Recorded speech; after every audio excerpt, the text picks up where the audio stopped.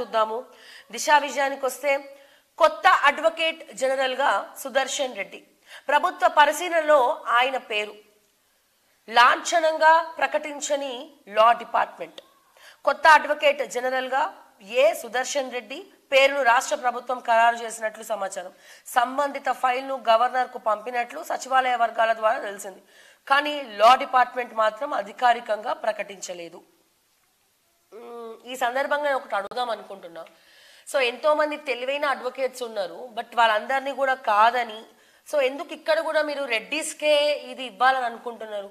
అంటే నిజంగా వాళ్ళ ఎక్స్పీరియన్స్, చదువు ఇదంతా చూసి మీరు సెలెక్ట్ చేస్తే ఓకే, హ్యాపీయే. బట్ రెడ్డిలే బాగుపడాలి అని ఒక నినాదంతో అన్ని పదవులని కూడా రెడ్డిలకే ఇవ్వాలి అనుకోవడంలో తప్పులేదు. ఆల్రెడీ నిన్న ఒక ప్రధాన పత్రికలో వార్త రాయడం జరిగింది.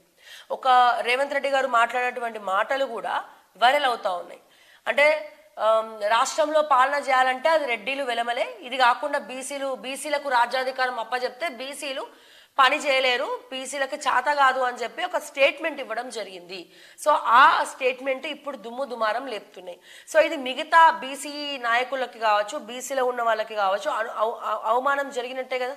సో దీని ద్వారా దయచేసి ఈ మాటల్ని వెనక్కి తీసుకోవాలి, సవరించుకోవాలని చెప్పి నేను కోరుకుంటా ఉన్నా. సో బీసీలకు లేకపోతే మిగతా దళితులకు కానీ రాజ్యాధికారం చేత కాదు, వాళ్ళకి రాజ్యాన్ని నడపడం రాదు అంటే, బట్ తరతరాలుగా చూసుకుంటే ప్రతి ఊర్లో ప్రతి నియోజకవర్గంలో కూడా ఏ సమస్య వచ్చినా రెడ్లకే వెళ్ళి చెప్పుకునేవాళ్ళు. ఎందుకంటే రెడ్లకి కానీ లేకపోతే ఊర్లో కర్ణాలు ఉంటారు, సో వాళ్ళకే వెళ్ళి చెప్పుకునేవాళ్ళు.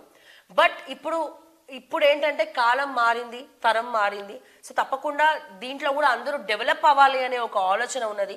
సో ఇటువంటి వ్యాఖ్యలు చేయడం సో చాలా కొట్లాటలకు దారితీస్తుంది. కాబట్టి సో ఇటువంటి రెచ్చగొట్టే విధంగా ఎవరు కూడా మాట్లాడొద్దని చెప్పి నేను మరొకసారి చెప్తా ఉన్నా.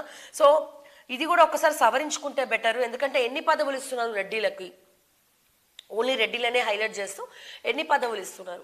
సో మిగతా వాళ్ళకి లేనిదేంటి, వాళ్ళకి ఉన్నదేంటి? అండ్ ఎడ్యుకేషన్, ఇప్పుడు ఈయనకి మీరు అడ్వకేట్ జనరల్గా పదవిని ఇవ్వబోతున్నారు, చాలా సంతోషం, మంచి విషయం, వాళ్ళకి ఇవ్వద్దని కాదు. కానీ అతనిలో ఉన్న క్వాలిటీస్ ఏంటి, ఏ క్వాలిటీస్ చూసి మీరు ఆయనకే ఆ పదవి ఇస్తున్నారు అనేది ఒక విశ్లేషణ ఇస్తే బాగుంటుంది ఎవరైనా అని చెప్పి నా అభిప్రాయం ప్రభుత్వం తరపున. ఎందుకంటే చాలా మందికి చాలా రకాల డౌట్స్ ఉంటాయి కాబట్టి సో డౌట్స్ క్లియర్ అయితే బెటర్.